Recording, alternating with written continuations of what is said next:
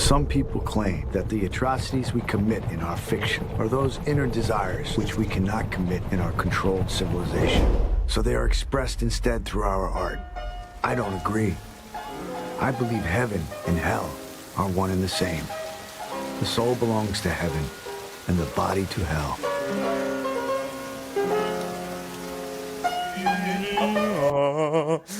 Welcome back to the Blasphemous Cinema Podcast. I'm your host, Shake, and with me today is, of course, my trustworthy co-host, Addison. How are you doing today, Addison?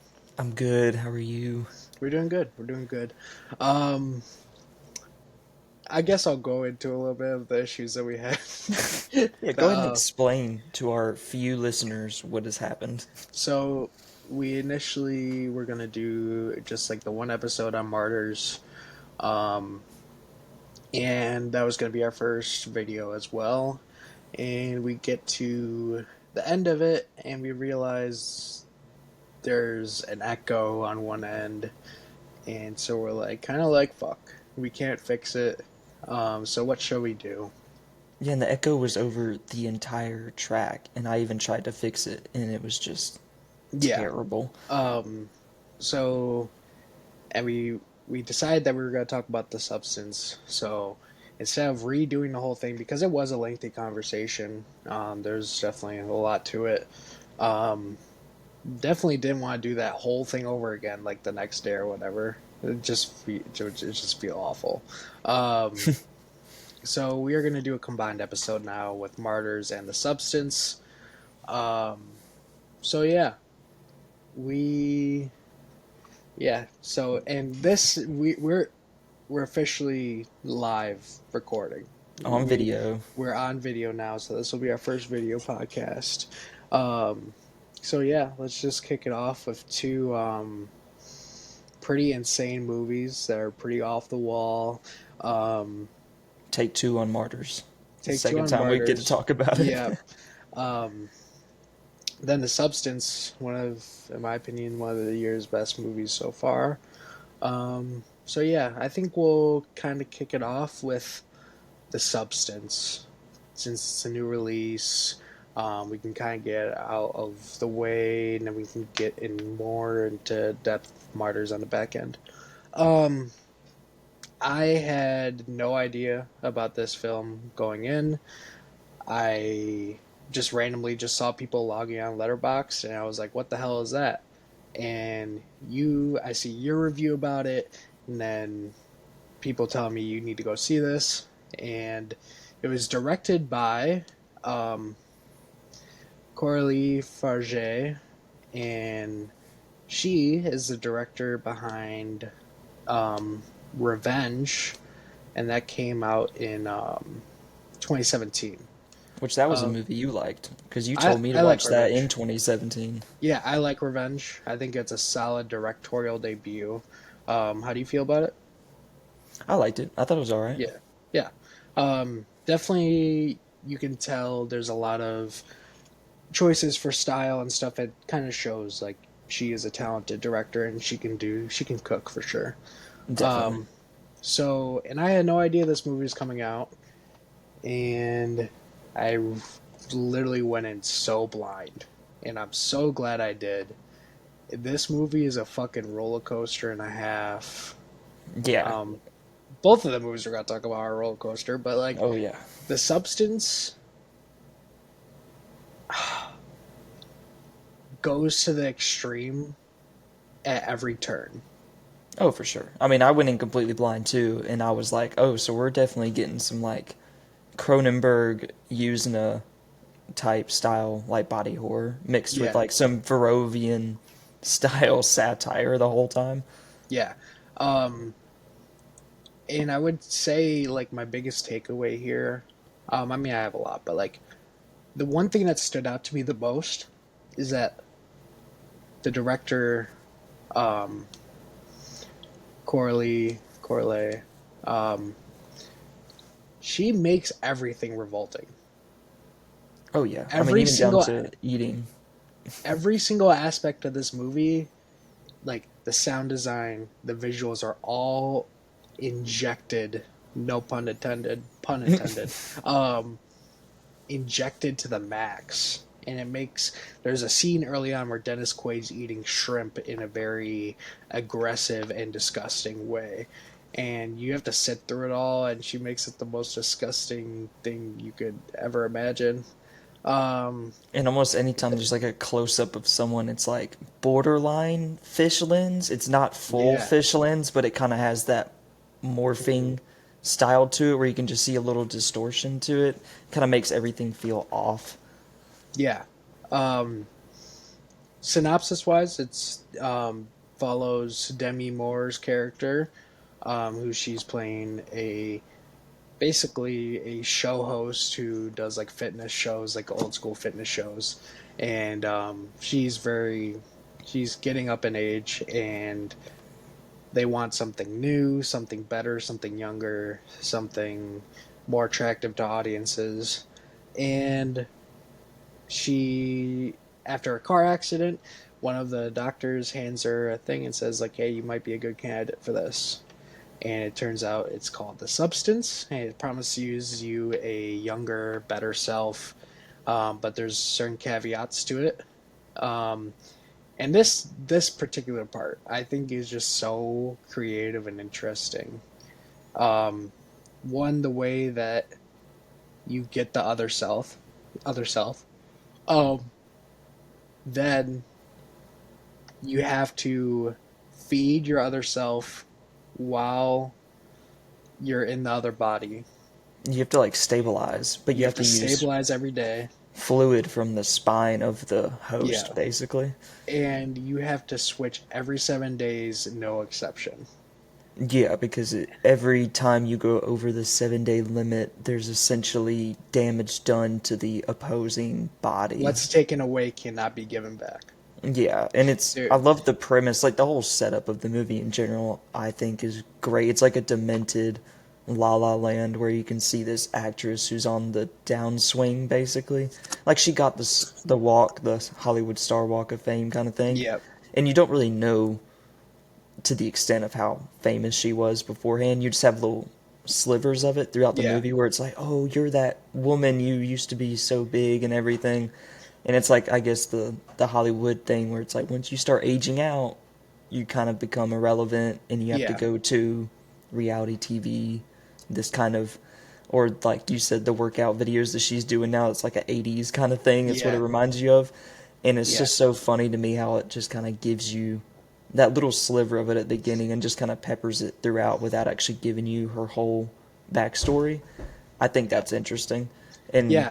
that's how you get into the whole you have to get your younger self back because she feels so lost. She just doesn't even feel relevant Like, where does anymore. she even go from here? She has Yeah. no idea where to go from here.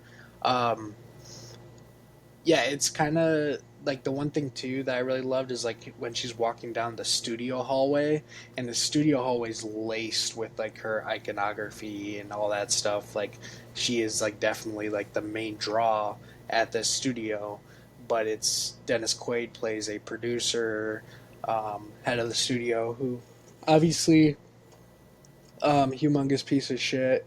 Um, you can tell definitely grooms younger women. Um, He's like the most hyperbolic, Predatory, yeah, satirical extreme of what you would assume a producer is like in that yeah, predatory Hollywood state. yeah. Um, and so he's surrounded by people like that too. And Demi Does it, Moore's character, what? Go doesn't he ahead. talk about firing Demi Moore? Like that's what he's talking about when he's eating the shrimp at the little luncheon where he's basically trying to cut her off, but then he gets distracted by the waitress and then he gets distracted by the other producer that walks in. He just leaves her at the table and he's Well, basically telling her that she's done. well, yeah, he gets distracted by. Well, you can tell that there's a line of dialogue that infers that like he owns or someone else that he knows owns this place, and all the waitresses are in like super skimpy outfits, and they're like obviously a lot younger. Um, and he's talking to another producer who's way older than him that is loving this place too. So it just really shows like just the predatory nature of everyone in this industry. And Um, before you even get to that luncheon, she has to go to the men's bathroom after her first workout yeah, routine because the women's one is closed or it's out of order. And that's another little, I guess, little jab at how the industry is where it's like the women's restroom is out of order and they won't even fix it. She has to go to the men's restroom and Dennis Quaid just barges in there while she's in the stall and he's on the phone peeing and and this he's is just talking about how she's just like talentless, she's useless, she's not good looking anymore. Just goes on and on about yeah. her. And like also this scene is super uncomfortable because you get like a super close up on Dennis Quaid's face as he's taking a piss, and it just insinuates everything about his facial features, and it just feels so off and just so uncomfortable. Um, but this is like one of the first, well, the hallway too, but like there's a lot of Shining references in this movie, which is Hmm. really cool and I really appreciated. Um, the bathrooms, like from the bathroom from The Shining, He's where like all red tone. Like you would see it immediately when she walks in. It's like, oh, that's definitely pulling straight from Kubrick right there. yeah. Um, so I think, well, how have you seen a lot of Demi Moore movies? Not really, no. I would like to think that this would probably be one of her best performances. I think she does an exceptional job here. Um, but I haven't seen a ton either, so I'm kind of reluctant to say it's one of her best. But she gives a great performance. I know a lot of people are raving about her. Some people are saying she's getting Oscar buzz from The That would be Substance. Like, awesome. a lot of people are talking about that this is her career-defining Yeah, performance. I don't really have a baseline for it, but it is a good performance, and I think she does well with what she has in there. yeah. Um, I mean, we are gonna talk about spoilers here, because Always. we gotta get into the The the nitty-gritty. grotesque nature of this movie. This is the one Um, thing I'll say too, like getting into spoilers. Everything that has to do with the substance is not filmed the same way as the real world is, which I think was an interesting choice from the director. The way she handled everything to do with the substance, where it plays like a clubbed out music video the whole time, yeah, where you're yeah, just sitting there and it's like it's this fake facade of a world that you want to have, and it makes you feel pumped up and just ready to go. yeah. Um, so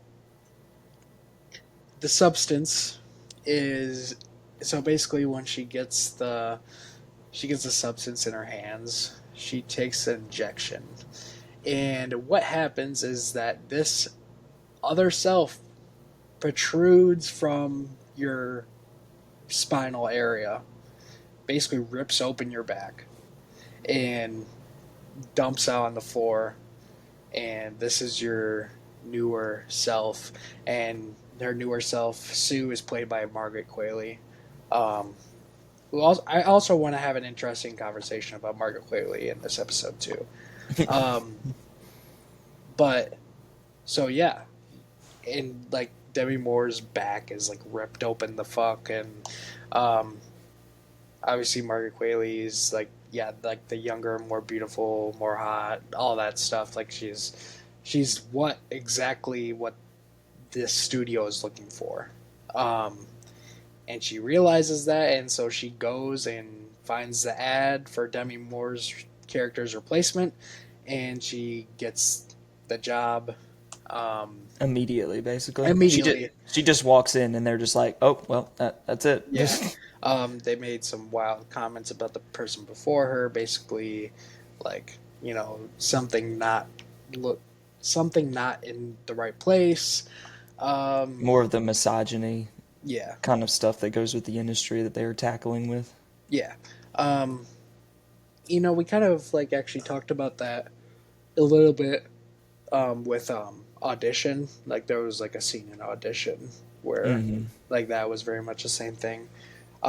So she gets a part, and Dennis Quaid's like just so head over heels about Margaret Qualley's self in this role, and like yeah, they're gun ho about everything, and they're gonna give her basically the same show. Margaret Qualley tells him, "I do have one ask though is I every other week I have to be out of town to see a sick family member, and I was surprised by this, but he was like, absolutely, anything. We're here to make. Yeah, I was like, I was honestly surprised by that, but you It know, was a great way to show the way that they kind of built the show and system around her. As soon as they get someone that they actually like, they'll do anything and everything for them. Where yeah, they're just like, "Oh, we're building this show around you. We don't care how much time off you need. We'll film when you're available." But if if someone like in Elizabeth's or Demi Moore's perspective were to do yeah, something like that, it would not be the same conversation. yeah. Um, so from here, Margaret Qualley, you get like the first sequence of this show with her. And like you said, it is a step up from the 80s shit, like yoga class, whatever, filmed at home video, fitness class. And it's like full on like pump it up, pump it up, pump it up, and it's like to the max. Kind of like everything Yeah, in this they movie. just completely inverted what it was because you could tell that Demi Moore's show was more aimed towards like mothers or middle-aged Yeah. women more essentially, and then the dances and everything were not nearly as, I guess, erotic, you could Yeah. say. And Yeah. then as soon as Margaret Qualley gets in there, it's almost like a TikTok generation thing where it's like it's immediately trying to be a music video style, much more erotic, much more weird and enticing, but at the same time still be a program for a Yeah. television. And it's like, but in reality, this would never be put on TV, I don't think. Yeah, I mean, it's like there's just I mean, the director very much leans into like what how the producers would act about this show. Like there's a lot of shots of Margaret Qualley's ass, boobs, all that stuff throughout this music video. And so obviously she's kind of playing it up to like exactly what the producers are looking for and what they're most excited about and what like the viewers are most excited about because they probably don't care about the other shit. They're just well, there's gotta be some who participate in the fitness class, but like Yeah. you learn that it's like the audience here is not what the audience was for Demi Moore. It gets into that male gaze thing where it's Yeah, like, how do you shoot with the male gaze if you're thinking about something like this, and even how much it changes just depending on the subject. And of course, yeah, it's the hyperbolic version of that. Well, I guess to some, it might not be the hyperbolic version. If you were to look at some of like Tarantino's work, it probably wouldn't be that hyperbolic in yeah. comparison. But it's stuff like that where this is where the movie kind of started weighing on me a little bit. Okay. I liked it. I liked the idea, but by about the, I don't know, maybe fifth time, like you're basically seeing a commercial of Margaret Qualley scantily dressed and just filmed like a sexual model or whatever. I was kind of just like, I get it. Like, Yeah. we don't have to keep doing it. Like, Yeah. this movie's 140 minutes long. You can add in other stuff. We Yeah. can. I Yeah, mean, that like the Diet Coke one, that was the biggest one to me, where dude. they shot her getting the Diet Coke out of the fridge, and it literally looked like a Coca-Cola commercial, except for Margaret Qualley is just wearing underwear and a crop top, and she's like looking out over that Yeah. skylight and everything. I'm like, dude, you're just playing up the false I reality of I it so mean much. I loved that little bit. Like I don't know how you felt about that little bit, but I loved that little bit. I thought that was like such a Well, that's cheeky. the thing. I loved it. I mean, I Yeah. love the idea of it, that it's playing up every time Margaret Qualley's on screen, where it is this such a, like, I guess, exponential jump in quality of life, and everything feels like a commercial and a music video. Yeah. But the only thing that got to me was just that The I'm one of those. repetitiveness of Yeah, I'm just one of those people. It's like once you do it a couple times, the music video segment, and then you get like the advertising segments. It's like once it happens about twice, I'm like, okay. I mean, yeah. I get it. Yeah, it's like that was an interesting thing going in because I did hear people just some general rumblings about people being like kind of questioning the runtime and stuff like that. Um, and I think I understand your qualm with it. At least like for me, it didn't weigh on me that much.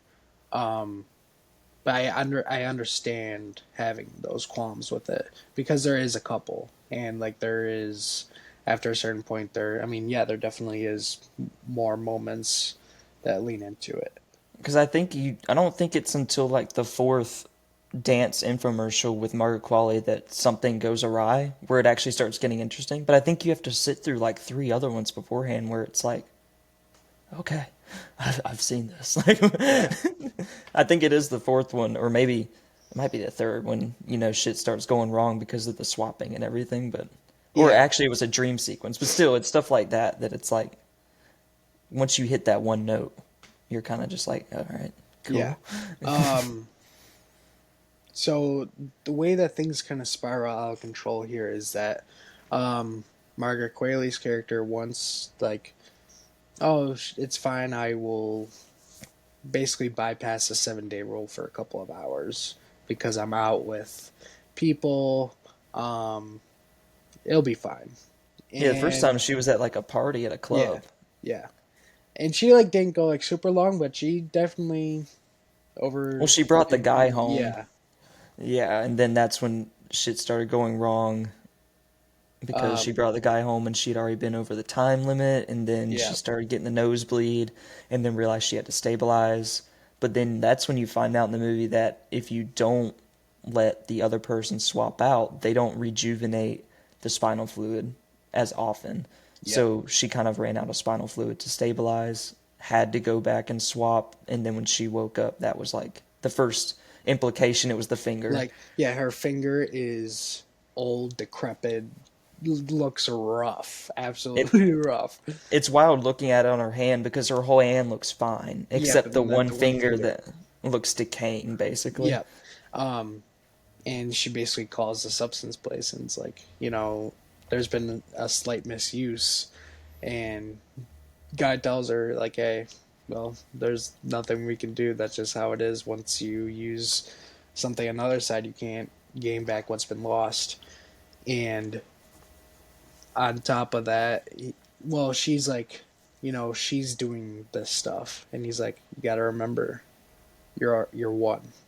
Yeah, You're you have to swap, and you realize basically that the guy who told her to try out the substance at the beginning, who was the young doctor, he looked like he was in his 20s.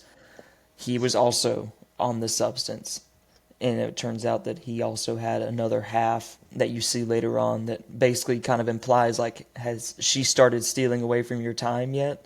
Has that yeah, started getting worse? And you start realizing it's like the whole idea of the substance is that they are one and they're both one person from the same DNA, but they both have different motivations. yeah, and they do have clear, distinct. Yeah, their motivations are clear and distinctly different. Um, and so that's where kind of like, even though they tell you it, like there's probably not going to be a lot of scenarios where the substance actually works. Well, it does get into the idea of identity and like the duality of them, and how interesting it is because she keeps calling the guy at the substance place, being like, she keeps using my time, Yep. and he's always like, there is no she and there is no you. You guys are one. Yep. Stop acting like you're separate entities. Yeah. You guys are the same entity, and that's how you're supposed to treat it. And it's Yep. like that's the thing that keeps getting mixed up with them, and it gets worse from then on out because she tries to go back to the place to get more. She has to keep getting more supplies to keep doing the switching, which I love the alleyway room that you have to go to that the substance is operated out of because it Yep. feels like such a back alley drug deal. It does. And I love how like this has been done before, but it's like, you know, this super high, like underground, like lucrative organization. Oh, they're like tucked away behind something, and like inside it's like super revolutionary shit, all that stuff. Um, yeah. I particularly about this time that she switches though. There is a thing that doesn't happen in real life, but I loved. Um, and so after she prolongs the stabilization, she goes back to have to go have sex with this guy that she brought home. And as he's bringing down his zipper on the back, you just see pool of flooding guts spill Yeah. out of her latex suit and spill out on the ground. And it wasn't real, but like, dude, I loved that image. That imagery was so fucking cool, man. Like, yeah, the way they did that, I loved it so much. There's a lot of good imagery in this movie that I love, and it's almost always has to do with the body horror. And Yeah. I think you really get into it. And my favorite part is the third act. And I think once you Yeah. get to the third act, it's like the best when Yeah. it comes to how wild it gets and Yeah. the imagery you see. Um, so then you have like, so Demi Moore's character wakes up and it turns out like, oh, she's like indulging so much in she's basically super gluttonous, like she's eating so much and like she's basically going over the top with everything. um so then you get into this is like, oh, dude, there's there's been other movies we've watched for this podcast that have made me like visually, like ideally disgusted by eating food. Yeah. And this scene where she has her dance sequence, and so basically there's a point where they're filming when she bends over and like she has like this huge lump on her hip, and she immediately stops. It's like a whole panic attack because like, all right, put it up on the big screen. I saw something on the screen. So she leaves, and so she goes to her room and she starts moving this growth on her body to her belly button area, and she pulls out a rotisserie chicken leg. Yeah, it's like a drumstick. And it turns out it wasn't real. Another Wakes, great dream sequence. yeah, another great dream sequence where she wakes up and realizes the other self was ate a whole like chicken and all this other stuff. And yeah, it's just one of those things where it's like eating just seems so fucking repulsive to me right now. Like I don't want to eat anything at all. It just makes Yeah. me, yeah. It makes it hard to want to eat something after watching Substance. And I love that dichotomy it gets into between them, how Margaret Qualley is essentially trying to be this perfect Hollywood starlet. Yeah. And she wants to watch her weight, she wants to watch her figure, eat right, work out, do yoga, whatever. And then it's like every time Demi Moore swaps, she tries to be a little more outgoing like Yeah. Margaret Qualley, but then it ends up recessing back into her insecurities Oh and yeah. problems that she have. And then you get that great scene where tries to go out on the date with the guy that she got her number from at the beginning, and she keeps going back in the bathroom to adjust Yes. her makeup, Yeah. and it just keeps Literally nothing's perfect. no. Nothing is perfect. Even though this guy like loves her just for how she is. Literally, no matter what she does, no how many times she goes back to adjust something, nothing is right. And to the point where she literally just breaks down and literally is like Trying to rub scraping off the out the makeup and makeup and just yeah. like she's like going vigorously at her face. And It's so such a great scene. yeah. Um Because I think it's beyond vanity. Like, I don't think yeah. it's just vanity. I think it also has to do with insecurity, and I think it also shows the damage that the substance is also doing to her. Yeah. Not like at a physical level, but because she sees her younger self, and it's almost like she's jealous of Margaret Qualley. Well, she definitely is. But also at the same time, she misses the old days. She misses Yeah. her own youth. And it's almost like one of those things where she's just so caught up in this pit that she's put herself in that she can't even look at herself in the mirror anymore. Yeah.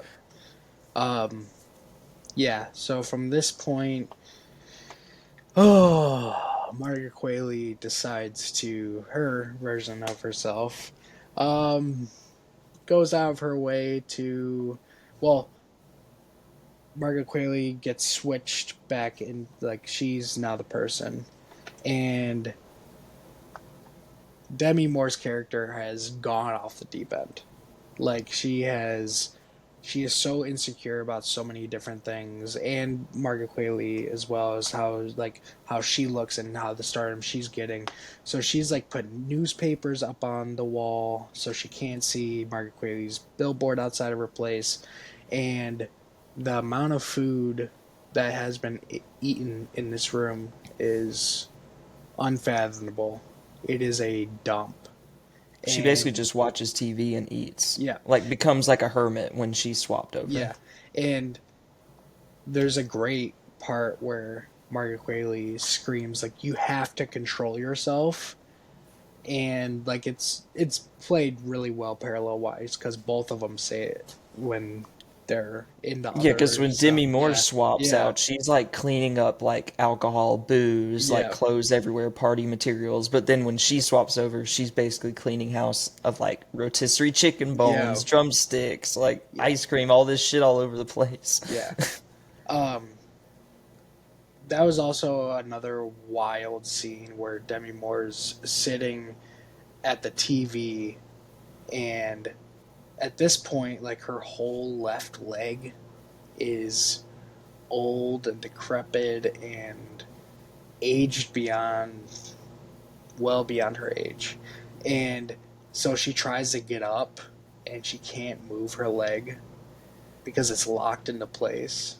Yeah, at the knee. It's one of the roughest scenes to watch because she has to like pop her knee basically like out of place to stand up.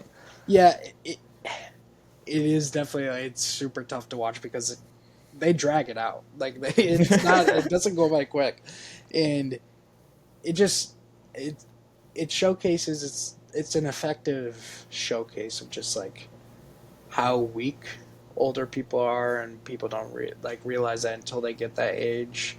Um, just after coming off of watching Howl's Moving Castle, they showcase that a little bit too. So I think it's one of those unique things where it's an effective showcase actually. Well, and the sound design too. Yeah, the sound Like design just behind the it. sound of her trying to get up, her leg like creaking basically, and the sound of when it pops out of like back into place. It's just, and she basically like yells out and Yeah, screams when it pops back in place so she can stand up. It's so rough. yeah, Which I guess that's like the last time when she has part of her normal self, because after this is when Margaret Qualley basically takes full control over the swapping because she's getting brand deals. She's going to get the New Year's Eve party. She's going to all these launch parties and all these different yeah. gatherings. And you get like this montage of, I guess, maybe it's like 3 weeks. Maybe it's supposed to be like 3 different swaps or 4 different swaps that don't happen. It's And like almost a month. she just keeps going in there and she's just like, two more days. I got this to do. 2 more days, and just keeps And draining her. She's, oh, dude, the pile of packages and depositories from these injections that she's The taking stabilizer, yeah. one is disgusting in itself, but every time you're seeing her take out the spinal fluid of Demi Moore's back, and then the wound keeps on getting more and more disgusting, And the fluid gets like, repulsive to fucking. it looks to the grosser point too. to the point where she grabbed the fluid and it was like brown and thick. It's just wild, man. Yeah, because it starts out like perfectly white, Yeah, like yeah. the stabilizing fluid, but then by the time it ends, it looks like a Requiem for a Dream, like tracks shot of like the guy's arm, like Jared Leto's Yeah. arm, and then it's like just it looks disgusting, and the fluid is not even proper anymore. Yep. So she gets to a point where she has to switch out. She runs completely out. She runs completely out. And we switch back to Demi Moore's character, and Demi Moore's character is the lady from The Shining on correct, to 100 degrees more. That's exactly what it looks like. Yeah. It looks like the lady that comes out of the shine, like the shower, but then it also kind of looks like Tilda Swinton in the makeup from Suspiria or something. Yep. It's like a mix between those two things, and then on top of it, she's also hunchback too. So it's like, dude, she's just a monstrosity. Her spine is so deformed. Like everything is just messed up now because Yeah. of how late she was. Yeah. Um, Which this is the part of the movie that really got my attention. Like yeah. up until this point, I was kind of just like, this is cool. I'm on board. But really, this is, I guess, where you could say the start of the third act is, and this is when I really locked in, was when Yeah. she was at full grotesque mode, and she wants to terminate Margaret Qualley. Like, she's Yeah. like, I'm going to terminate her. I'm done with this. Yeah. Um, because I'm having trouble recollecting the exact events, but um, basically, as isn't she trying to? She basically tries to. Sw- she tries to exterminate. Yeah, it's like She, terminate. You get yeah, the black liquid and it's termination liquid, yeah. and she does go through with the termination, but then she immediately regrets Stops. it, Yeah, and she then stops. tries to go back to the first level of, I think it's The the first level activated where fluid. it's the activation and then the swapping of the fluids, and then Yep. that's when it gets wild because then Margaret Qualley wakes up, but Demi Moore is still awake also, and they're both just looking at each other, Yep. And and it. that's the best scene. Yep. Um. And so it becomes into this whole chase sequence, and Margaret Qualley ends up getting the best of Demi Moore's character, and she's smashing her face into the fucking mirror to beyond like whole She cake. kills her. Yeah. Um. Caked She it. gets like super strength almost, it seems Yeah. like. She literally kicks her across the room into Yeah. a mirror at one Yeah. point and slams her down and then basically like bashes her skull in. Yep. Good times. Um. But Good it's also. times. But guess what? It's also time for the New Year's party. Yeah. And this is just when I really locked in because I was like, all right, so she was awake at the same time, no stabilization fluid. No one's ever been down this path, I assume. Yep. But it also just kind of retract back a little bit when she goes to get the termination fluid and the last stuff from the little shop that's basically in the alleyway from the substance people. Yep. You hear this weird noise in there. And at first, you don't really know what it is. You just assume something's Yeah. down there. But of course, later on in the movie, it kind of comes back where I realize where Margaret Qualley, what she turns into, Yep. it's the same noise that whatever was down there was making. So I think someone else did actually do the same thing, and they were trying to contain it down there Yeah. while she was trying to deal with the termination thing before the Yeah. swap and awakening. Yeah. Um, so she's at the New Year's, like she's getting prepped for the New Year's party, and she starts deteriorating super fast. I Um, think she loses teeth first, doesn't she she? loses teeth, she loses a nail, And then an ear. then ear, and dude, I love the scene because it kind of goes into the stuff what we were talking about earlier. The scene where she meets Dennis Quaid and the other producers in the hallway, and they're all old white men, basically all surrounding Margaret Qualley, and they're all obsessed with her. And you get the whole thing too, where it's like, you know, you're a young, beautiful woman. Why aren't you smiling? You should always smile. And That.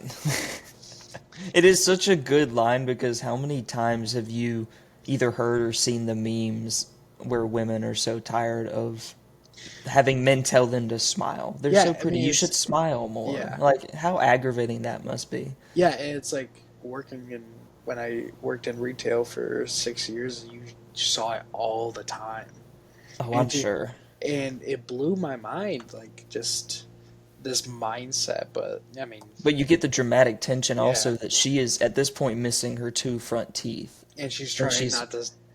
yeah, and she just does Her this. instinct is to her instinct is to smile with her teeth, but she goes into the regular thing and they pass it off, whatever. Yeah, because all the showgirls Yeah, run past them, and and then they get distracted. And, they get distracted by all the showgirls, and they're like, "Ooh, let's yeah, go! It's a New Year's party." yeah. Also, this New Year's party program like had nude showgirls on the program. Wild. That's what I'm saying. The Yeah, hyperbolic satire side of this movie is so funny. because you would never see the Margot Qualley program on TV, and that would never be a New Year's show. That would be on Yeah. TV. Yeah. So she tries putting in the activator fluid to get it. Yeah, which is wild because it's so funny to think about that you have a creature that spawned from the activation fluid that came back from the termination fluid from the activation fluid Yep. to now she's the clone that is trying to use the activation fluid. It's like an exponent on top of an exponent, Yep. and it's just compiling. And it doesn't go well. No. No.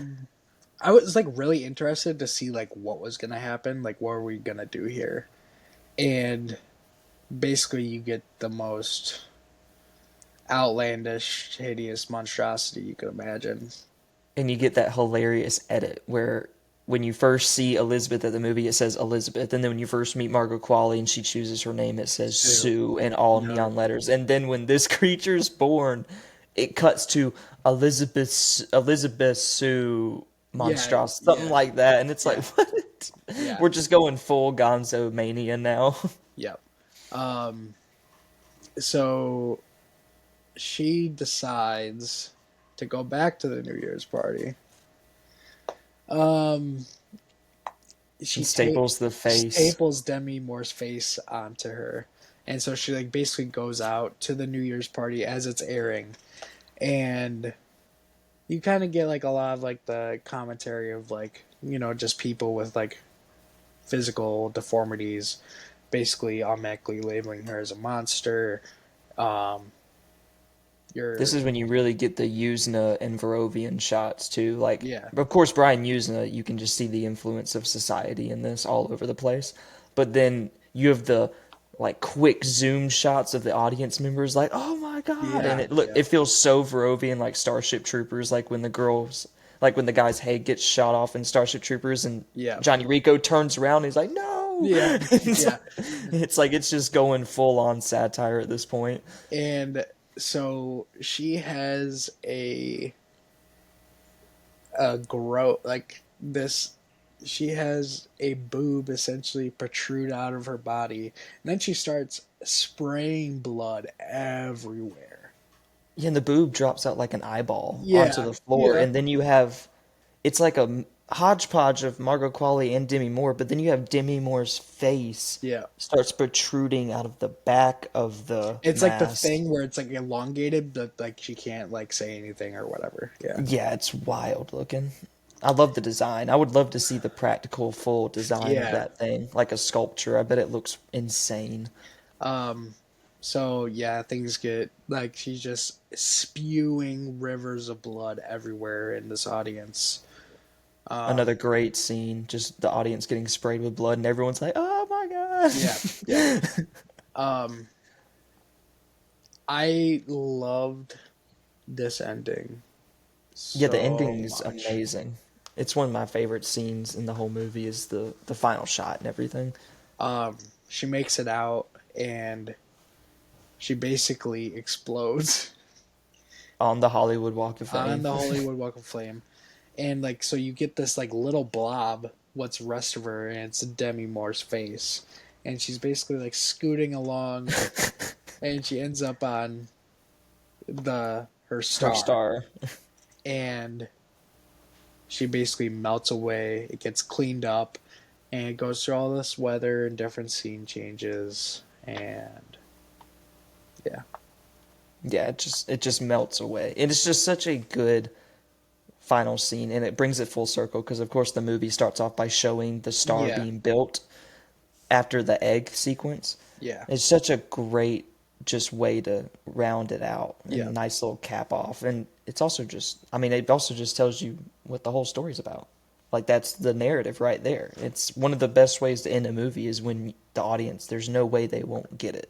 I would be shocked if someone told me they didn't get the ending of this movie, because it's kind of just like, it's on the nose, right? It's right in front of you, dude. It's not like, I mean, it's right in front of you, but it's not on the nose, like kind of like one of those things where it's like basically preaching exposition wise. Yes, that's the two sides of this. Like when you have a movie like this, the two sides could be this person is bashing you over the head with it, and it's like, which Megalopolis, not to point fingers, Megalopolis is the opposite of what the substance is, where they're both very hyperbolic, satirical, Yeah. but one of them feels like it has an artistry and a voice behind it, and then the other would like to think that it has an artistry and a voice behind it. Movie fucking sucks, dude. Yeah, It's I mean, embarrassment. I don't want to take the tangent onto Megalopolis, but I'm just saying it's just Yeah. funny that we have the Two director movies of in theaters right now that are the yeah. complete opposite. And if you would go and talk to 2017 me and be like, "Hey, in 2024, the director of Revenge is going to come out with a movie, and then the director of The Godfather is going to come out with a movie, and guess which one is more artistic?" Or guess which And one's gonna be better? well, yeah, guess which one's better? I would have Yeah. been like, well, obviously the Coppola film is going to be Come on, better. this man made Godfather Part 1, Part 2. This man made Apocalypse Now. What are we talking about? Exactly. It's one of those things like the conversation. Like, Yeah. there's all this stuff, and you're like, well, of course it's not going to be Coppola's. It's going to be the worst movie. And it's like, well, This man's cooked. He can't do he's it cooked. anymore. He's He can't washed. do it He's anymore. washed, bro. Take him to the nursing home. Yeah. He, It's dementia brain. he should have kept that 120 for his generational wealth, but here we are. Um, yeah. The Substance, in my opinion, a great flick. I love that this was like the sophomore directorial follow up. Super excited for what she's going to do in the future. I think It's a great there's sophomore film. yeah, there's a lot of potent themes. Pretty much everything across the board is just working at a very high level. And on top of it, it's great for disturbing cinema. The one thing that's like kind of hard to express through this podcast, besides like just kind of saying it, but like you kind of can't like truly showcase or even give justice to actually how revolting this movie is until you actually see it. So like obviously if you've seen it you totally understand, but like literally every aspect of this movie is super revolting and uncomfortable, and it's done in an incredible fashion. Yeah, which this is something we actually got into on our first version Yeah. of Martyrs, which we can get into it now, but the whole thing with disturbing cinema about how there's certain ways that I enjoy watching stuff. Yeah. Like I said, the Jaws theory, where it's like I love it when the audience's intentions are brought more onto screen, whereas the directors might hide a little bit more, so the audience has to kind of use their imagination a little bit more. But I think The Substance is a good example of someone who doesn't hide anything, but it's done in such a way where you can still watch it for Yeah. entertainment, but at the same time still be repulsed. This is kind of that perfect balance that I've always liked to look for with disturbing cinema, where it is disturbing, but at the same time, you can still watch it as entertainment. It's not like watching something like Guinea Pig or, Yeah. watching something else where, like a Serbian film, where you're just like, no, this is just bad. Like, this is Yeah. just, you're showing too much. You're being shocked for shock's sake. Yep. And it's just not good. It's not entertaining either. No one, who would want to watch this? Yep. But then you have something like The Substance and even Martyrs a little bit where you're watching it and it is uncomfortable and disgusting at times, but at the same time, you can't help but look at it. Yeah, and it actually you walk away with numerous things to discuss and think about, and yeah, and you appreciate. You actually get them. stuff out of it. Yep. So I very much was kind of sitting at a 4.5. That was very positive on this movie. I think you gave it a 3. Mm-hmm. Yeah. So yeah, that's The Substance. In terms of like 2024 releases, like is it like in a range for you right now? Like do you know where range wise it is? Yeah, I do a 2024 list. It's still in progress, of course. Yeah. But I'm pretty sure I have Is it it kind of in in the the. middle, top, bottom? I always just do the top 12 and I just move stuff in and out as it goes, as it progresses. Okay. Which at the moment, I don't even have it in the top 12. Tough. Yeah, my top 12 is not. Which I think I would have it literally at 13. I think it just misses the cutoff of the list. Gotcha. Like it's right under what I would have at 12 right now. Gotcha. Alrighty. A staple of disturbing cinema. Notorious, infamous, all those sayings. 2008's Martyrs. Martyrs. Went Good film. Very good film. I mean, ever since I've been interested in watching this style of movie genre, it's continuously talked about. Honestly, if you're, I think if you're ever interested in disturbing cinema, it's hard to ignore. Like, it's hard to not see it mentioned somewhere. Because I remember like younger, like seeing this on like Watch Mojo lists and stuff like that. So a lot of people like probably indirectly kind of know about this movie. And so I went in very much blind, like I just knew the base synopsis of it. This was your second time watching it. Mm-hmm. I walked away just completely floored. This is one of the best horror movies of the 21st century, in my opinion, because it does so many different aspects of horror. And it is like the quintessential movie we like to basically talk about almost all the time on this podcast. Yeah. But I mean, it's like 3 different subgenres of horror mashed into one movie. yeah, it truly blows my mind that it does everything that it does to the degree that it does. A film of this undertaking could easily be botched by so many filmmakers, and I think a lot of filmmakers like probably wouldn't succeed to the level that this movie does. Like some of our most talented filmmakers working today, I don't know if they succeed in the aspect that this movie does.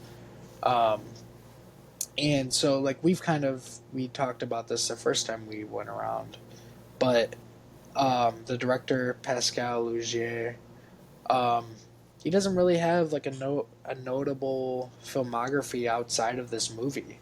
So it's just interesting that this movie is so driven by direction and writing at a high level that it's like you don't really see that much outside of this movie, apparently. Like, I mean, Yeah. obviously I haven't seen his other stuff, but it doesn't seem like it's well regarded. I think most disturbing cinema isn't really that well regarded in terms of Yeah. just people watching it and talking about it, just because it is such a niche thing. And that was something that we talked about with him, where it just seems like if he had maybe made Martyrs more publicly accessible to where he didn't go so far into the demented kind of disturbing realm, he could be probably up there with the likes of like Ari Aster or something. Yeah. He would probably be at that level, but it's just the fact that he probably is not the kind of director that would want to pander to commercial audiences, where he's always going to stay underground, basically. This movie is extremely unpleasant. That was the thing that kept on popping into my mind almost every single 10 minutes or watching this movie. I'm just like, this is just straight up unpleasant. Yeah. I said that numerous times, almost scene after scene watching this movie. But it hooks you in immediately. Yeah.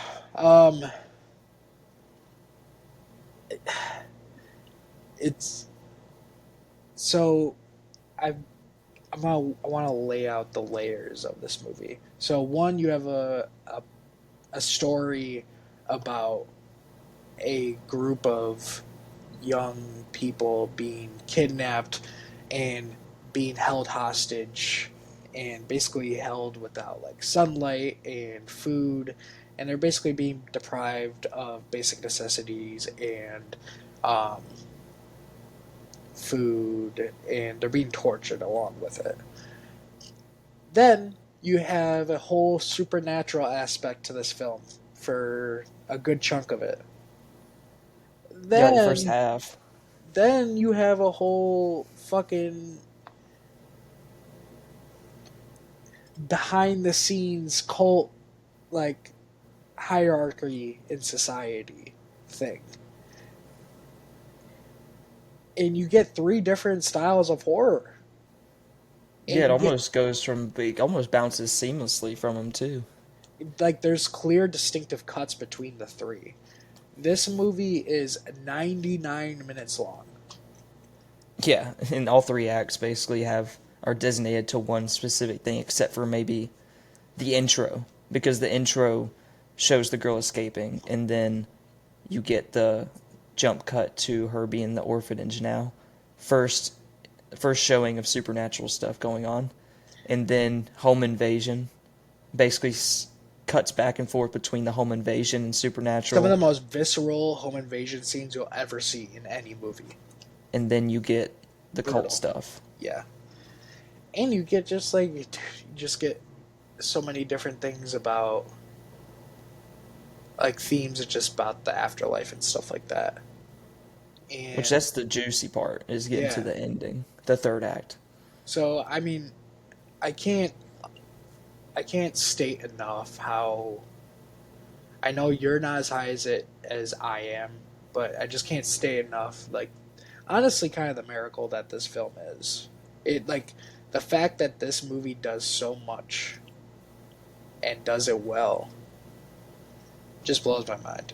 I think just thinking about just wow, cinema. Like this Yeah. is the power of cinema right here. And we're talking about disturbing cinema too. It's not even just like just regular genres. It's disturbing cinema. And I did move it up when I rewatched it. Like, I did originally have it at 2.5, and I moved it up to 3, because I Yeah, did like it a lot more this time around. yeah. Um so let's kind of get into the nitty-gritty of it. Um so basically you're introduced to a young girl who has been like I said, tortured, deprived of all basic necessities. She breaks out, and she's not obviously not in a good state whatsoever. Um, she goes to an orphanage, and so she's having obviously she has a lot of PTSD. She's adjusting to life, regular life, and so she befriends the second main character in this movie, and they live in the same room together. And so when they go to bed, she kind of puts a chair under the door. She gets into bed, and you hear a loud bang. Doors open, and you're kind of like, "Oh, okay, okay. What do we have in store for us right now?" And so she hears like awesome sound design. She hears scuttering across the floor, and she looks down. There's just like this deformed foot like sitting underneath her thing, and goes under. She looks under the bed. Nothing's there. She comes up, and you see this almost like demonic presence in front of her, and it cuts. Yeah, that's where you get the title card. It's like a great opening. Ah. Then you get the fucking home invasion right. Yeah, which the home invasion is the best hard cut ever, because you get from this orphanage where this creature is sitting on top of her bed, and cuts to black, and then immediately cuts to this nice, beautiful looking scenery, this house with this family who looks like picture perfect. They're getting ready for breakfast in the morning. It's Sunday. They're like, oh yeah, we're not doing anything on Yeah. Sunday. It's a relaxed day. We just get to chill out. They're eating breakfast at the table, knock at the door. Someone's like, who the hell is here on a Oh, Sunday? motherfucker. Yeah, like it's so good. Like, who the hell is here on a Sunday? Opens the door and Yeah. it's just double barrel shotgun shoots straight through the dad. And then And she immediately just goes in and starts mowing down the whole the family. And you're whole just like, family. what the Yeah. fuck? And so you find out this is the older Lucy, the main character. And so she goes in. This scene is so fucking brutal. And like I said, unpleasant to watch. She kills literally everyone. She kills even the son. Like she's trying to. She doesn't know. She's like has a little hesitancy, but she kills the son. She kills the daughter. Um, and after that, so she like calls in like, "Hey." And so this is the second main character, and this is Anna. Basically says like, "I did it," and she's like, "What did you do?" And she's like, "Well, it's taken care of." And so Anna is like in another place. She gets pretty worried about it. And now we get back into the super wild, supernatural slasher stuff. And this entity is chasing Lucy throughout this house. And takes a razor blade to her back. Mm-hmm. And it's one of the roughest scenes to watch. Yeah. Because she's just going back and forth on her back, like up and down on it.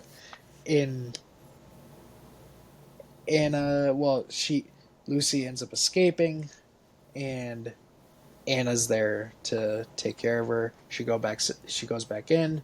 No one's there, but she realizes, holy shit, Lucy just killed this whole family. And she doesn't know whether to believe Lucy that this is, like, even though she does, she understands that she might not be in the best mental state to say, like, this was the family that kidnapped her, tortured her, deprived her of all these things, literally ruined her life. Yeah, and she doesn't know if she wants to believe her, and then she also doesn't know what's happening with Lucy when it comes to this demonic presence. Yep. And then you also find out that the mom is still alive. Yeah. And so, everyone dies but the mom, and you get that great mirror shot. Yeah, so like all the bodies are piled up in like the bathroom shower. You see a shot in the mirror of the mom kind of staring at her. And you think it's like, oh, it's one of those things where it's like she just saw something. No, she literally turns around and the mom's still alive. And so Anna's trying to take care of her. She's like trying to save the mom. Lucy comes down and she's like, no, it's whatever. Don't worry about it. And Lucy ends up finding out that she is still alive. And she takes a hammer to the mom's skull. Classic Another bashing the head in. Classic bashing the head scene in. Incredible prosthetics. She's just wailing on this motherfucker. Yeah. So, this is also another point where we kind of get into a sequence with the entity. And so, the original time we talked about this on the episode that you guys will never see, we kind of took everything a little bit slower. But so one of my favorite things about this movie is that you find out that this entire time that this entity that's been following around Lucy, it isn't real and is just a manifestation of her survivor's guilt. Because you find out through a flashback that when she was escaping the facility, she stumbled upon another person that was being tortured, deprived of all these basic necessities, and was in an awful state.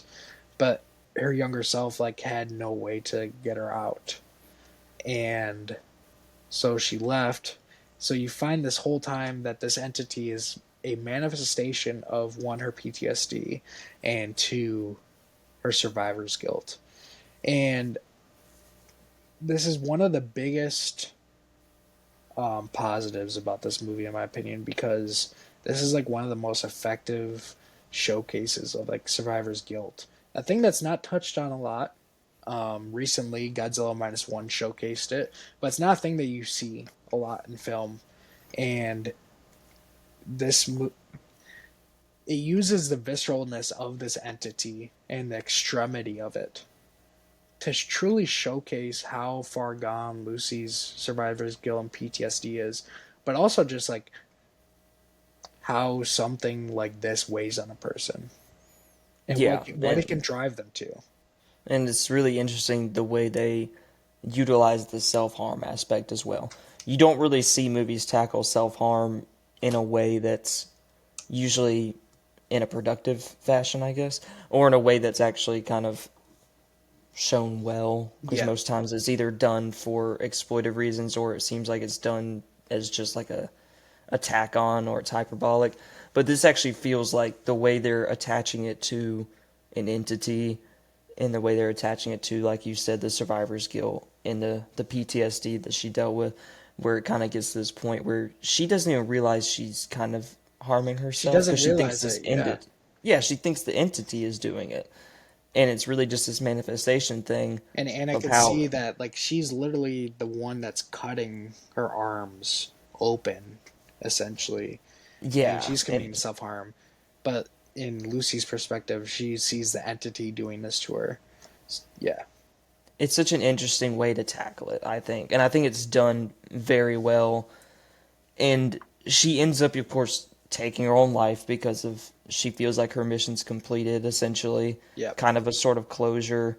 But then also the entity finally feels at peace as well after all of this, and then it's kind of the life has been taken, and then she takes her own life, and then you She find slits out, her own throat. yeah, and it's of course that's another rough scene to watch with the disturbing cinema aspect of it. Just it's a hard watch, Yeah, not and pleasant. then that's basically when you find out you're only halfway through the movie. Like that could have been a whole movie on its own. Yeah. So you Like you're get only 40 minutes in. yeah. It's a classic Hitchcock showcase of guess what? You thought this was the main character. Not entirely. We're switching over to Anna for the rest of the movie. Yeah, it's a great narrative tool the way they use it. Yeah. And I guess and it's one of those things that just makes the pacing just incredible on this thing. Yeah, it's like you've already had supernatural stuff, you've had a home invasion, you've had like the real life stuff of people kidnapping and torturing and doing all this shit to younger people. And now you get the Hitchcock thing. And guess what? Yeah, like you said, half of the movie is still left. And you're like, where the fuck do we go from here? Yeah.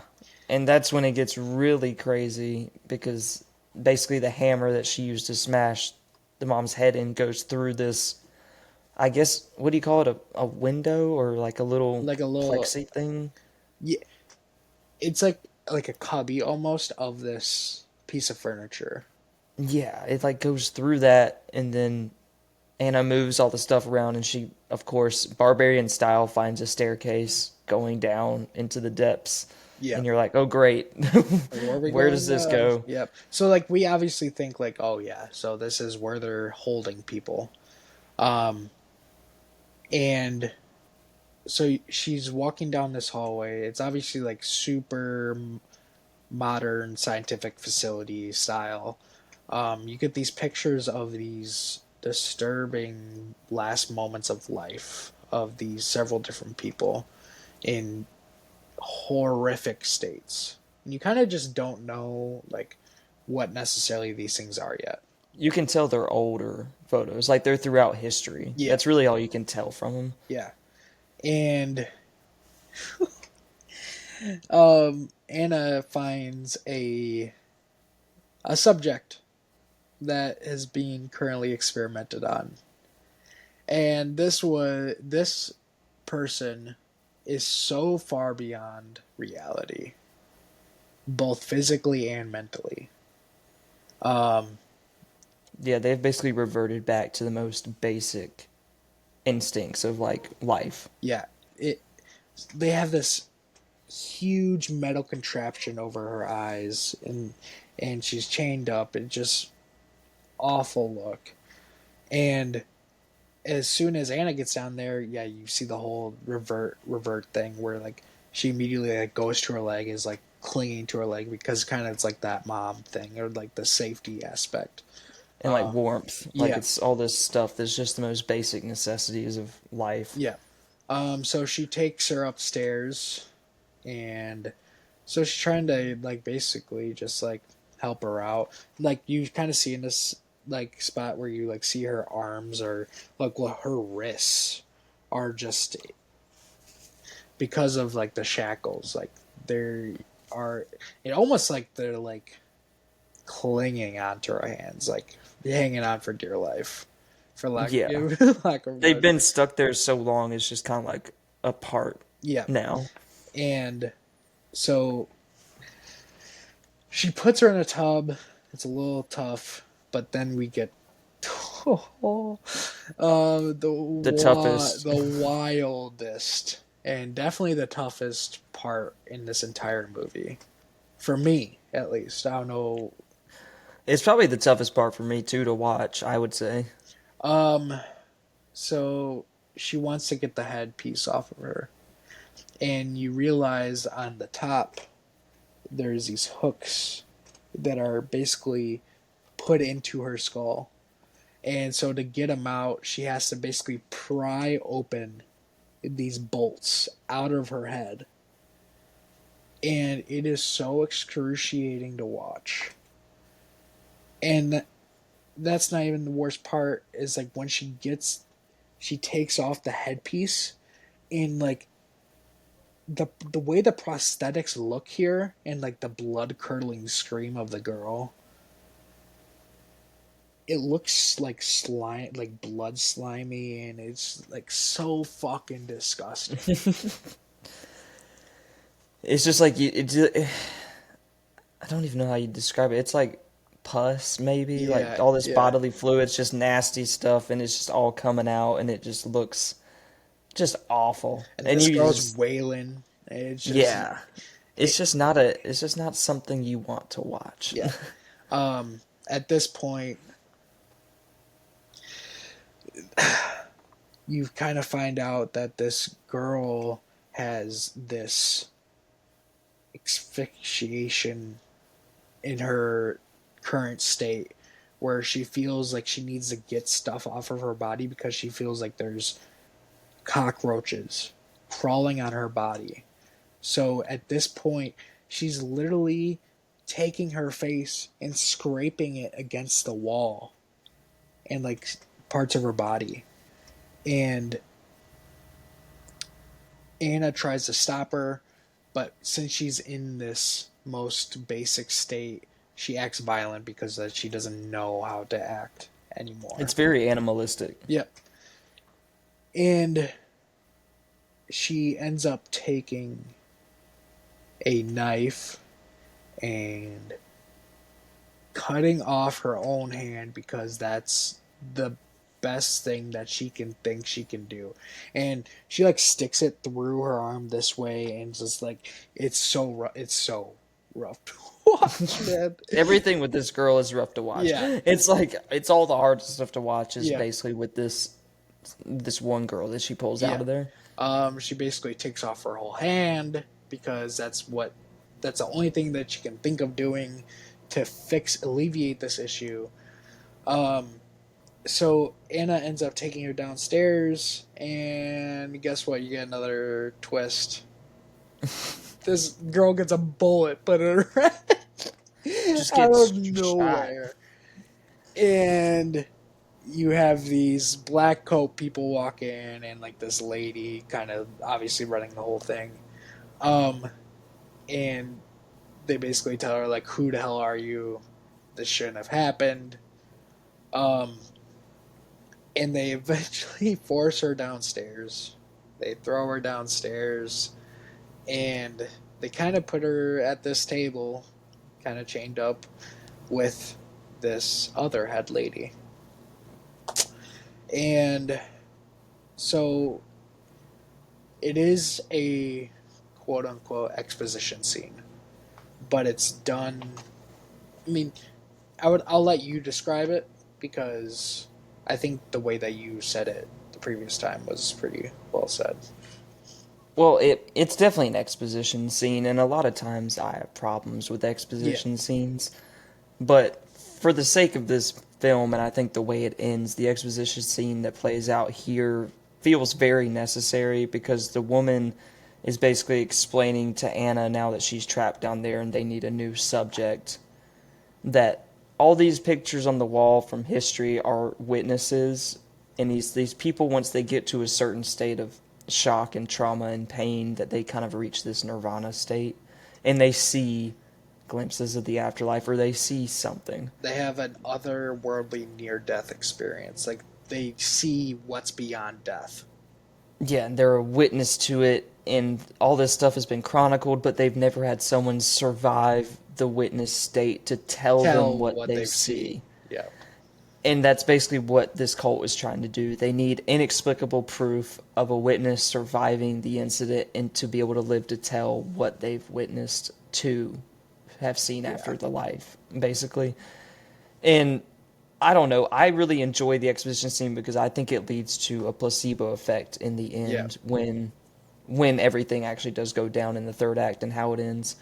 But I think that's kind of what plays into it because it doesn't feel like it's an exposition scene that's just happening because it should happen. It actually feels like it has a point to it. Yeah. And if it wasn't already showcased enough, like you're just like realizing, holy shit, this movie is creative as fuck. Yeah, because how many like, times the have you heard about a cult like The whole that? thing is like, oh, it's like a lot of the same shit. What you typically what you expect, but guess what? This cult like actually has a clear and like unique reason why they're doing these things. Yeah, because how many movies have you seen about cults? You know, Yeah. and how many times have you actually seen one where it's like, oh, this is interesting This is take on a interesting, yeah. cult? Yeah. Most of the time, it's just like, oh, we have to sacrifice this Yeah. person. Yeah. Oh, we have to do this. Yeah. Everyone has to die. Like, Yeah. But this person doesn't. These people actually don't want you to die. That's the wild part. They want you Yeah. to live through something that should kill somebody, so you can tell them what you experience. Because they're all these rich, prim and proper people who want to know what's beyond life. Yeah, it's like these people they feel like they can buy everything, so they're Yep. kind of to this point where they're like, all right, well, We're gonna fund this operation so you can kidnap these people and torture them to the furthest degree to hopefully get this information. it's like the best analogy for entitlement, basically, Yeah. where it's like we are going to capture these people and use them as pawns for our own gain. And then I love the little bit that they do where they're just like, and women are better for this, almost as if they're like more emotionally intelligent and they have an easier time at transcending to this nirvana state. And they're just like, for some reason, it's just women. We don't know why. And it's such a good little bit in the movie of explaining why it's just women, young women that are kidnapped. Yep. And then, guess what? Anna, sorry to say, but you're our next subject. And she gets the worst torture, I think, out of everybody. At least like that we like see. Like Yes, that we see in the movie, I think. And because I don't know, like obviously the girl that had the headpiece and all that stuff, she was just in an otherworldly state. But she didn't like reach the end yet. Well, it's like she didn't transcend. It's like she more regressed, and that's why she was like that. It's like she didn't get to the point that they wanted her to. Yeah. It was more like a failed experiment because they said they had multiple failed ones, and only the people on the walls that they had pictures of were the ones that actually had transcended. Yeah. And they've had 3 in their own department that had transcended, but they all died. Yeah. So they've only had failed ones. So Anna starts off with kind of like the basic stuff where they're feeding her like this mundane, vile food just to basically keep her alive. then there's this guy who comes down, physically assaults her until he feels like it's done and necessary. Um, but then this goes on for a while. Like Anna has, you see it go on for a long time, and Anna survived it all. And basically, you get this scene where they come down and basically like they hold her and like it's alright, Anna, it's almost done. Like you've done good. Like they're like It's a terrible thing to hear. they're like yeah, like they're basically like kind of like giving her. It's like the most false hope scenario ever, where they're like, "You're almost done. You're doing Yeah. great," and it's like, "Do you realize what I'm going through?" Yeah. They're like trying to give her like emotional security behind this whole thing. But like obviously if I'm put through this shit, I don't feel good about you giving me this empathy or whatever. There's no emotional Yeah. security in that situation. Yeah. Um and so then you find the next step. So Anna's met all the criteria here, so she moves on to the next one. And so they bring her to this room, to this insane contraption, and they basically put her on the table, and they fucking skin her alive. Yeah, I think they call it they flayed her Yeah, or yeah, something they- like that. Yep, they filleted her. Basically everything but her face. Like her Yeah. skin on her face. Oh, like the prosthetics for this body, dude, are insane. It's, Yeah, it's like so physically uncomfortable. To, it looks rough. It's like one of those things where you see like a skin body just like touch anything, you can't imagine like the pain of just like simply touching something. Yeah, because it's all like you just Yeah. have nerve endings Yeah. exposed now. Like it's nothing, no protective coating. And Like the scene that got me was when they rolled her out in the wheelchair after she was Yeah. flayed to hang her up, and she has the blanket on. yeah, And they take the blanket off and they put like one of her feet down on the Yeah. floor. And when you see her foot, like the way it looks when it Yeah. touches the floor, you're just like, oh no. yeah. It's like literally just trying to imagine like it's this movie gets it in a way where you're thinking about all this shit and it is the most unpleasant experience you can imagine. But guess what? You go in through Anna's eye and you see these really intricate universal images, almost like ethereal images, and basically you come back out of her eye and you see a person standing next to her, and she was alive to say what she had experienced. Yeah, and this And then is she dies. where that's where it gets into the placebo effect stuff. Because when she's looking at a medical lamp. Yep. Like basically a medical lamp that's shown on people, or maybe even like a dentist lamp, Yeah. something like that. But that's what she's staring at when she gets all the visions and stuff in her eyes, and that's kind of the interesting part of the movie is that she survives the witnessing, and then they basically put her in this Bacta tank from Star Wars looking thing, and they're telling the people who run the cult that she survived, like Well, she can So like talk. in order before like the head lady tells them anything, like all the people are coming to the mansion and they're all like super excited. They're all in high spirits. Like we finally fucking did it. We finally have a witness. We finally have a witness. Old lady goes upstairs, goes to the bathroom, and she's like starting to take off her wig, starting to move some of her makeup, and someone comes, knocks on the door, is like, everything all good, ready, and she blows her own brains out. Which is such a great scene because the guy, basically she's already talked to Anna, but Anna just whispers it in her ear, and the audience and no one can hear it, and it's that great little ambiguity. And then the guy knocks on the door, like, "Are you ready to tell the people what you saw?" And she was like, "Can you even You imagine can't. Yeah. the afterlife or what happens next, and he's like, I doubt it, and she just says, keep doubting, and then she shoots herself, and that kind of gets into the great thing about this movie is the ending, because Yeah.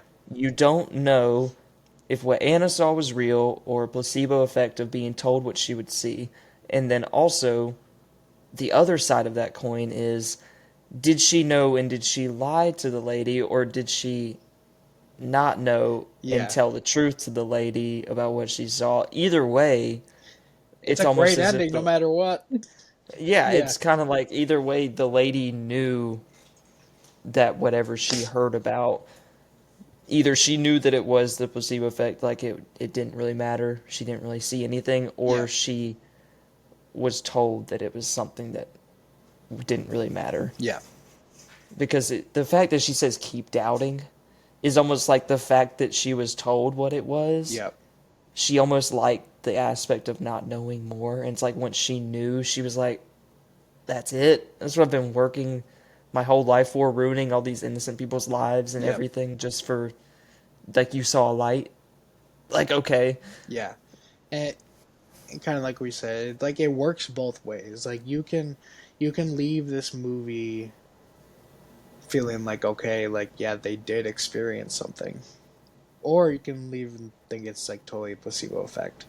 Um, I have a hard time differentiating which one I believe.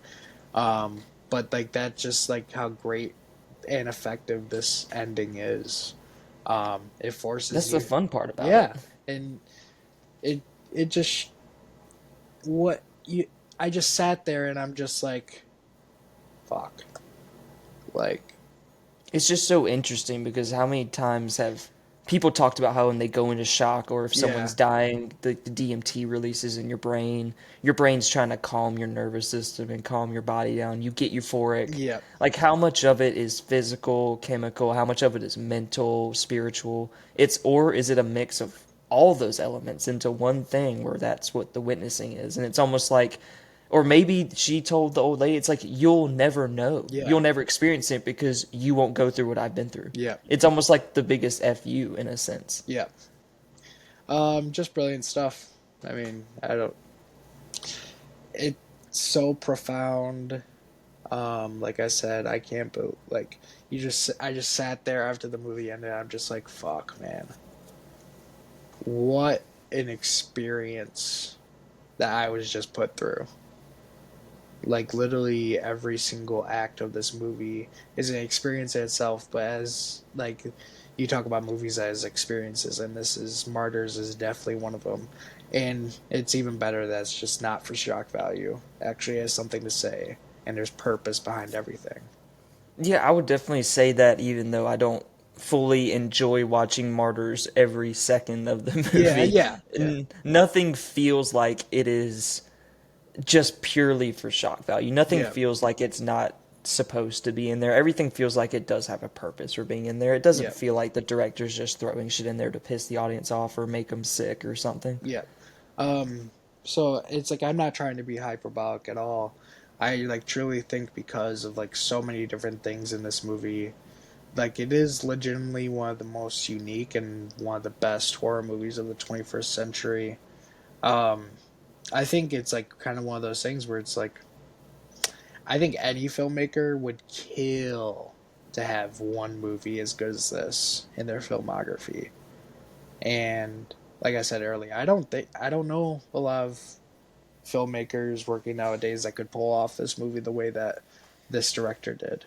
So yeah, I mean true, and especially since it was all handheld. I Yeah, mean, how rare is it to see a movie that's handheld that doesn't feel like really bad shaky or really bad found footage style? Like it's actually just handheld filmmaking, but done in a very tasteful way. yeah, And I feel like anyone who got their hands on this script would absolutely love to direct it. yeah, Like if anyone actually read the script and it's like you just keep going. yeah, It's like Fincher reading yeah, Seven for the yeah, first time, where yeah, he's like, "What do you mean John Doe yeah, turns yeah, himself in? What do yeah, you mean the head's in the box?" Like it's all this stuff where I feel like any director would pounce on a project like this to be like, "This is interesting. yeah, This yeah, would be fun to make."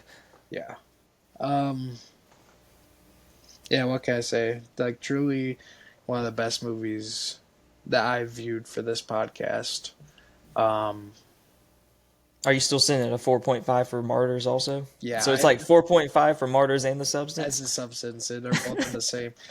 Like, I think, like, they both are, like, I think they're both equally as effective with what they tackle. And they're obviously different things.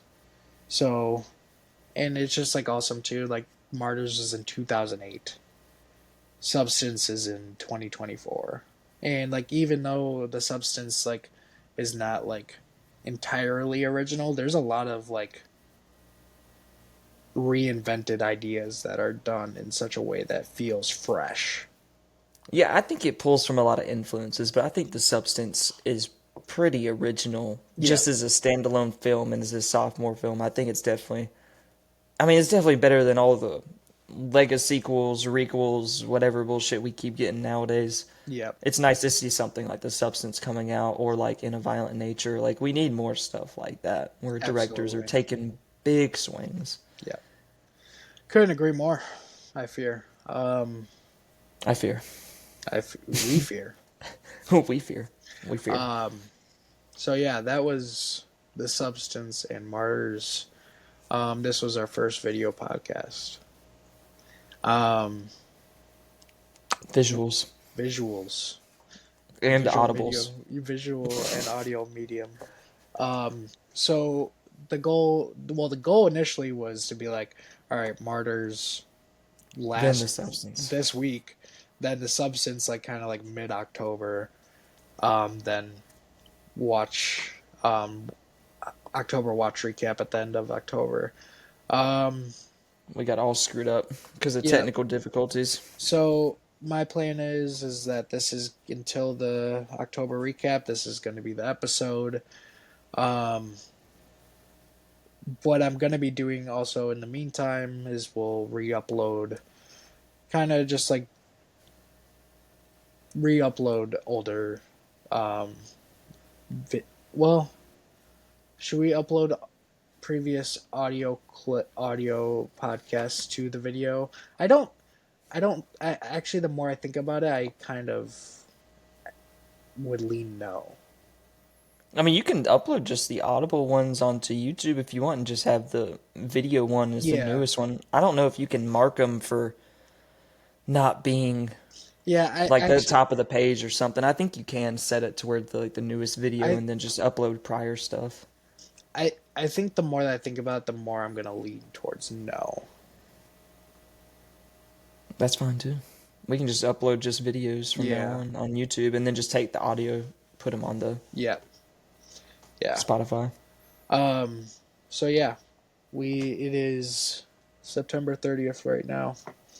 We have a full month of just watching nothing but horror movies. I'm so fucking excited. Which I guess this will come out on October 1st. Yeah, it's going. So basically, it's like this will be our October episode, then the recap, and then Yep. we'll just we'll find out our next episode, next movie. I had an idea about bringing on a guest for the October recap. I'll Let's do it. I'll run it by them. I think it's a good opportunity for this individual who doesn't really enjoy a lot of like super disturbing cinema or anything like blasphemous cinema. And Oh God, so they can just like talk about like we can talk about just a lot of like more regular horror movies and stuff like that. sounds good. So yeah, we will catch you guys. We'll catch you guys at the end of October. Thank you guys as always for listening and thank you for watching. We will catch you guys next time. Peace.